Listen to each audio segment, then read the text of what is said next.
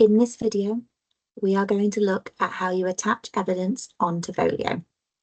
So from your main portfolio, you go to your second tab for Evidence and select Create New Evidence. Here you'll be able to select the files that you want to upload, or alternatively, drag them in to upload. Give your evidence a name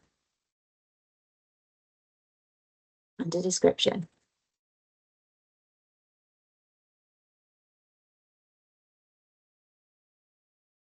You need to tick to confirm that this work that you're uploading is your own, and then you can save your evidence. That will then send a notification to your assessor or tutor to let them know that you've submitted a piece of work.